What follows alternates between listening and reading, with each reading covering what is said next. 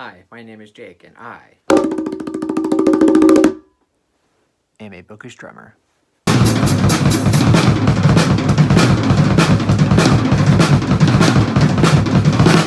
So today is going to be the second episode in my Ranking Stephen King series. If you missed the first episode, I'll link it down below. In this episode, I will be talking about the books that I ranked 60 through 51. And just because these particular books are relatively low on the list, they're still better, in fact, a lot better than the books that I mentioned in the first episode. But at the same time, there's a reason why these books are as low as they are. They're decent enough books, but a lot of them I have major issues with. If I had to give a star rating to all of the books that I'm going to mention in this video, probably most of them would get 3 stars, maybe some of them like 2.5, but pretty much these are all like 3-star books for me. And I know there's going to be at least 2, if not 3 books, but there's definitely 2 books that I'm going to mention in this episode that are going to frustrate people because a lot of King fans love these books. But we're all entitled to our opinions, right? Right? All right, enough of the preamble. Let's jump right into it.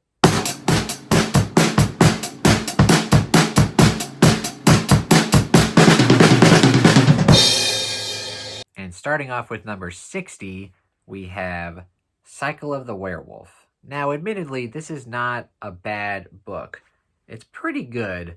It's certainly well written, and the pictures and illustrations in it are pretty cool as well. The main reason why it's this low on the list is simply because I have no real strong emotions to this book. Like, I think back on it and, well, that's the problem. I don't think about this book. Again, it's not bad. It's just something that didn't leave a very big impact on me, and admittedly, I'm actually a big fan of the adaptation, Silver Bullet. It's a very cheesy 80s werewolf movie, but it's awesome. And yeah, if I'm going to experience a story, I'm going to go watch the movie instead of reading this. So anyway, Cycle of the Werewolf, number 60.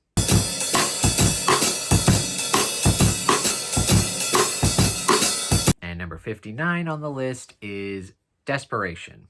This book is interesting enough, and it does have decent characters.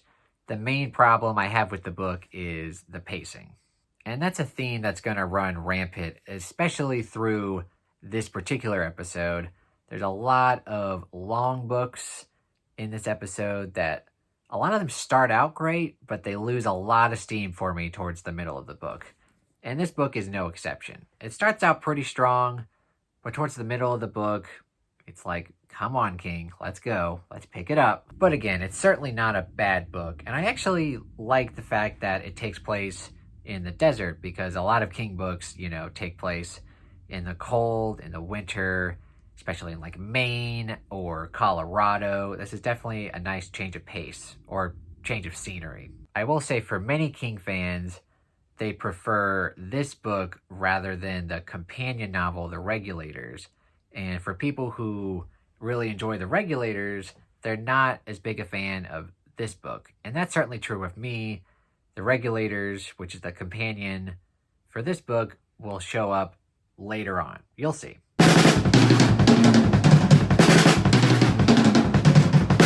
And this is where I'm probably going to make a lot of King fans mad. But again, just my opinion. Take this with any grain of salt, you will. But number 58, 11/22/63. Remember when I was complaining about Stephen King's pacing issues? Yep. This book has such a great start and such a great premise where a guy basically figures out how to time travel, and he figures out this plan, and he's like, oh, maybe what would happen if I stopped the JFK assassination? And the first, 300, 400 pages of this book, where he figures it out and he acts on it, and then he actually goes through with it, and he's figuring out all of the things that he needs to figure out. It's very gripping. The problem is the middle chunk of the book, he focuses heavily on the romance and the love interest, and I couldn't care less. I feel like if that part of the book was excluded entirely, we would have gotten a much better paced story, more concise, and just dealing with the actual, plot of the book where he's like, oh, I got to figure out how to stop the assassination. That should have been the focus of the book. But it grinds to a halt in the middle of the book, and I didn't care about any of it. And that happens so often with King, especially his longer books where they have such a great start and it just loses momentum for me. But again, not a bad book. I think I ended up giving it 3 stars. So it wasn't awful like I'm trying to make it out, but because it starts out great and then just the middle chunk of the book is just not for me. So yeah, 11/22/63 is number 58.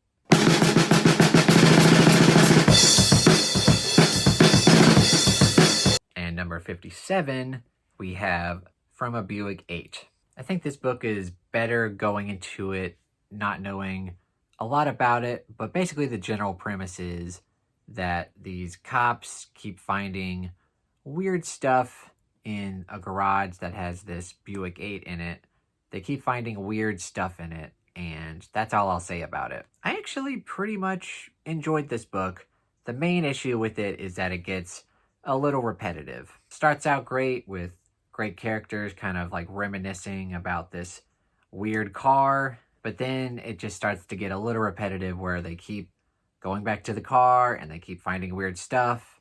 I feel like if they probably could have just done that like once or twice, but I feel like it happened like a lot and it just got very repetitive. But overall it was pretty good. Not spectacular, but it was good.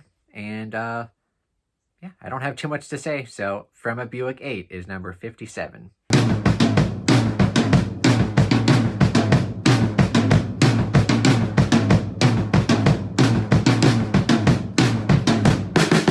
Okay, so for number 56, let's all take a collective breath, shall we?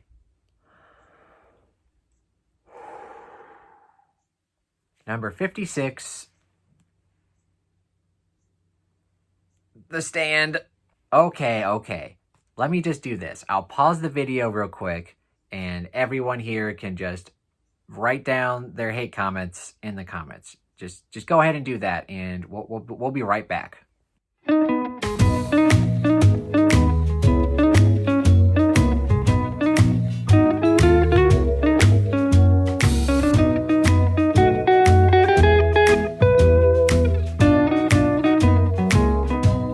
Okay, are you done? Okay, let me explain. So why do I have this book so low? It is a fan favorite among so many King fans, yet I have it extremely low on my list. Well, like I've said, I have huge pacing issues with this book. And in particular, parts 2 and 3 of this massive book are where it just gets too bogged down in the details, and for a lot of it you feel like nothing's happening, or the stuff that is happening just isn't of vital importance. Now what this book has going for it and why it's not, lower on the list than it is because the characters are great. They are some of King's best written characters, I will admit that. And part 1 to this book, like the first chunk of the book, is phenomenal. And when I first read it, I was really enjoying it, and I was really understanding why people thought that this is his best book. I was like, oh, this is fantastic. And I read part 1, I flew right through it. I was like, this is super scary, it's super compelling, I get it. And then part 2 and part 3 happened, and I got really bored, and I didn't care anymore, and I thought the ending was dumb. Don't kill me. So I don't see this book redeeming itself because it's just so long and tedious. I don't feel like the uncut version would ever go any higher on the list. But, and that's a big but, the original version, the much smaller 800-page version, I have not read this version, and I hope that this version I will like much better, because I'm sure the pacing has to be better in this book because he cuts out, I believe, at least 100,000 words. So I believe the issues that I have with the uncut version will be resolved in the original version. And I will read this eventually, but I gotta give it time. So yeah, number 56 is The Stand.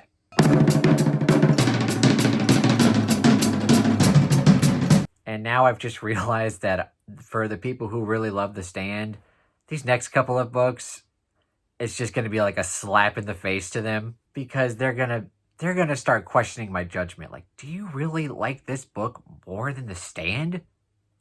What? But again, just my opinion. None of this really matters.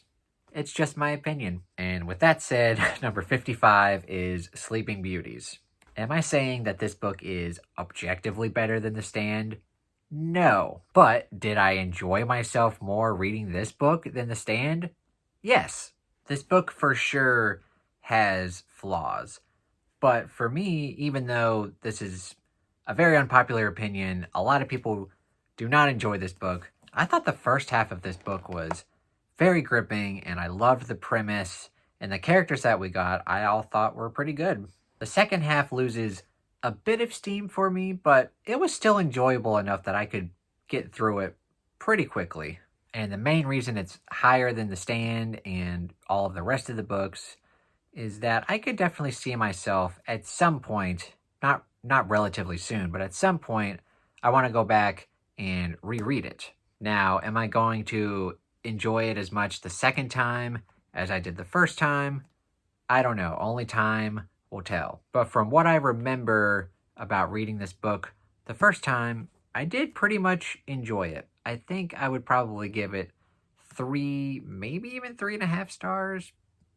Probably 3 stars. So anyway, Sleeping Beauties, number 55.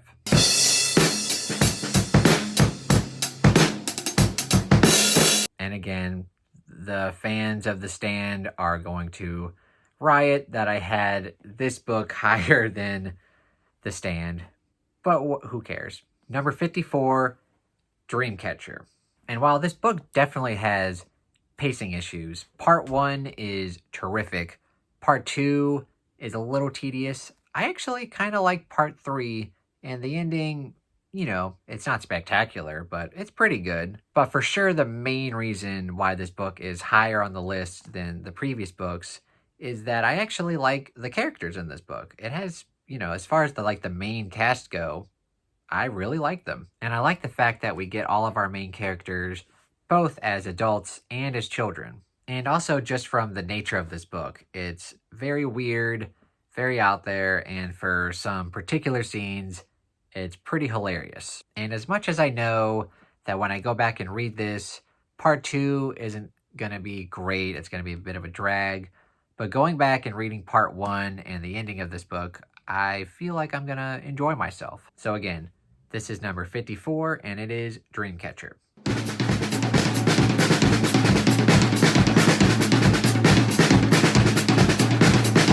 And for number 53, we have one of his newer books, and that would be The Institute.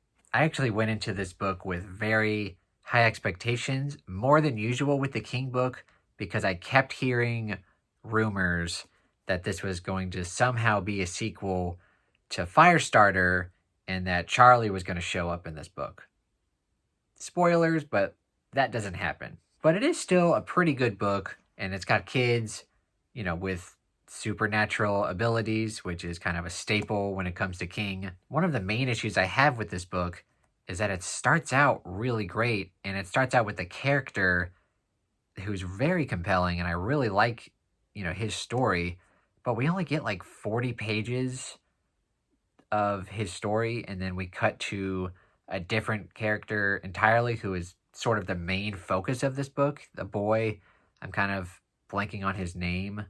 It's Luke, and we get his perspective through essentially most of the book, and then the character from the first little tiny chunk of the book, he shows back up halfway through the book. I really wish we could have gotten more of him throughout the book instead of him at the very start of the book, and then he kind of shows up halfway through. I wish it was like a little bit more sprinkled out through the story. And the book towards the end definitely gets pretty good, but I will say like the very ending of the story is a little confusing and a little convoluted and just very strange. I wasn't a huge fan of the very ending. But overall, pretty good book, and I will be rereading it one day in the future. Just not anytime soon because, like I said, it's a very recent release. I think it came out 2 years ago, and also just not one of my favorites. So yeah, we have The Institute, number 53.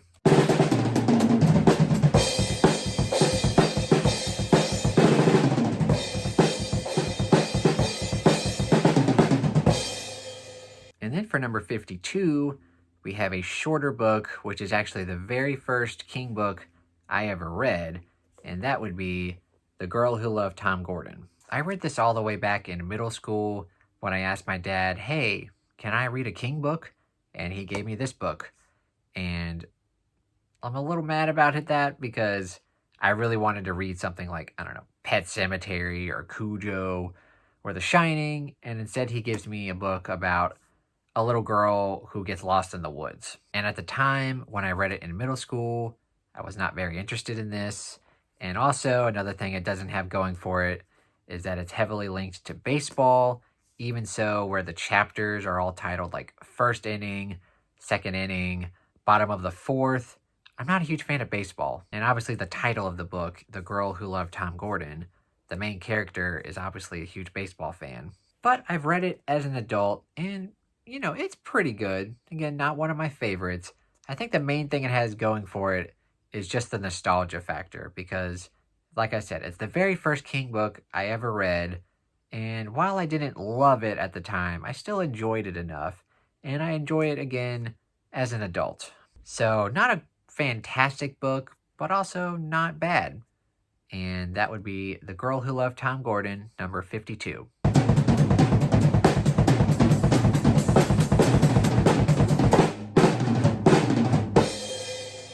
Number 51, to close out the second episode of the series, we have 4 Past Midnight, one of his novella collections. Admittedly, this is a pretty good novella collection, and I'm a huge fan of Stephen King's novellas. But I will say this is by far my least favorite of his novella collections. Like all of Stephen King's novella collections, this has 4 novellas, and the first 2 are pretty good. You've got the first one in The Langoliers, and you've got the second one, Secret Window, Secret Garden. While those 2 are definitely nowhere near my all-time favorite Stephen King novellas, they're serviceable and they're pretty good. The main reason why this novella collection in particular is definitely a lot lower than the rest of his novella collections is that the other 2 aren't great. You've got The Library Policeman, which just has a very silly premise to begin with. It wasn't that great.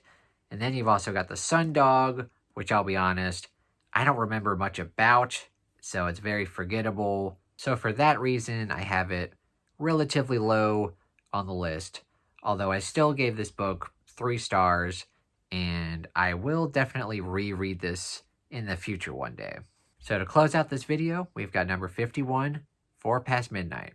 Alright, so what do you guys think of my ranking thus far, now that we've gotten 75 through 61 done, and in this video we've got 60 through 51.